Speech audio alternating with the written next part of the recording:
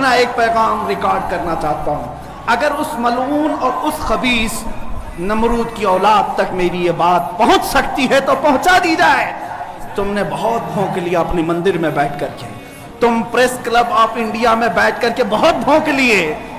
کتے آپس میں اپنی گلی میں بہت بھونکتے ہیں. میرے اس میسج کو اس ملعون تک پہنچا دیں.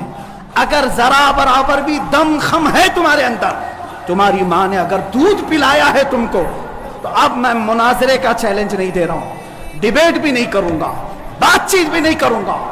آؤ میں اعلان کرتا ہوں, 8 دن کے اندر تم دلی پہنچو, کسی میدان میں پہنچو, اپنی ساری مقدس کتابیں لے کر کے آؤ. انشاءاللہ العزیز یہ فقیر قرآن پاک لے کر حاضر ہوگا. ہم آئیں گے, تم اپنے سارے گرو گھنٹالوں کو لے کر جمع ہو جاؤ. میں مناظرے کا چیلنج نہیں دے رہا ہوں, توجہ چاہتا ہوں. اپنے ڈیسک پر بیٹھ کر کے ٹٹو لوگوں کو لڑاتے رہتے ہیں, وہ بھی سن لیں.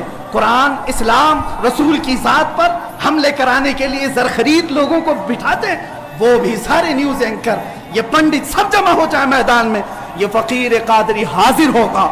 ایک بڑی آگ جلائی جائے, آگ لگائی جائے. میں اس سے کہتا ہوں, میں بھی آگ میں داخل ہوں گا, تو بھی آگ میں داخل ہو جا. جو سلامت رہے گا اس کا دین حق پہچانا جائے گا.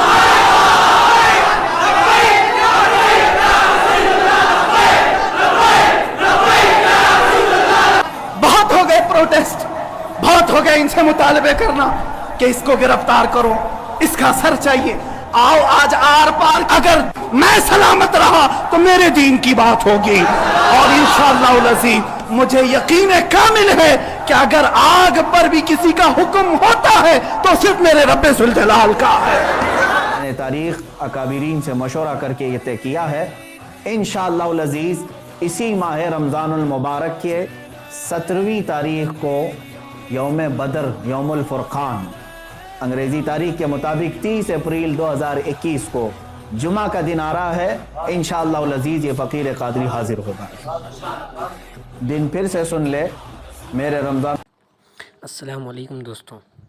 نبی کریم صلی اللہ علیہ وسلم نے فرمایا تھا کہ قیامت کے قریب دنیا کی دیگر قومیں مسلمانوں پر ایسے ٹوٹ پڑیں گی جیسے بھوکے لوگ دسترخوان پر ٹوٹ پڑتے ہیں. آج آپ دیکھ سکتے ہیں کہ دنیا بھر میں مسلمانوں کے ساتھ کیا کیا جا رہا ہے. ہر جگہ مسلمانوں کو ستایا جا رہا ہے. حد تو یہ ہو گئی کہ پیغمبر اسلام صلی اللہ علیہ وسلم کے اوپر بھی اپنی گندی زبانوں کا استعمال کیا جا رہا ہے, جن کی تعریف خود قرآن پاک بیان کرتا ہے. اسی طرح ایک ہندو پنڈت نے نبی کریم صلی اللہ علیہ وسلم کی شان میں نازیبہ الفاظ کا استعمال کیا, گندی گندی گالیاں دی, جس کے جواب میں مفتی سلمان اظہری صاحب نے اس کو چیلنج کیا کہ زبان سے گندگی برتنے کے بجائے اگر ہمت ہے تو میدان میں آؤ, اور ایک آگ جلائی جائے گی جس میں تم بھی داخل ہو اور میں بھی داخل ہو جاتا ہوں, پھر جو زندہ بچے گا اس کا دین مانا جائے گا. اطلاعات کے مطابق اس چیلنج کی دعوت کو ملعون نرسنگھا نند نے قبول کر لیا ہے. اس کے بعد مفتی سلمان صاحب نے یوم جنگ بدر کی مناسبت سے دہلی میں اس مباحلے کے لیے 17 رمضان المبارک یعنی 30 اپریل کی تاریخ متعین کی ہے. واضح رہے کہ نرسنگھا نند باقاعدگی سے ہندوستان کے پریس کلب اور کئی سرکاری اداروں میں حکومتی اجازت کے ساتھ ایسے پروگرامز کرتا جا رہا ہے جس کے ذریعے وہ نبی رحمت صلی اللہ علیہ وسلم کی ذات اقدس پر گھٹیا اور گندے جملے استعمال کرتا آ رہا ہے, جس سے یہ بھی واضح ہے کہ نرسنگھا نند جو کچھ کر رہا ہے وہ RSS کے ایجنڈے کا حصہ ہے, اور RSS آنے والے وقت کے لیے ایسا ہندوستان بنا رہا ہے جہاں پر بسنے والے مسلمانوں کو ناموس رسالت صلی اللہ علیہ وسلم کی پرواہ نہ ہو. حکومت خود ہی ناموس رسالت صلی اللہ علیہ وسلم پر یہ حملہ کروا رہی ہے. اس کا سب سے بڑا ثبوت یہ ہے کہ اب تک اس نے نرسنگھا نند کے خلاف مسلمانوں کی طرف سے اتنے احتجاجات و مظاہرے اور FIR پر کوئی ایکشن نہیں لیا ہے.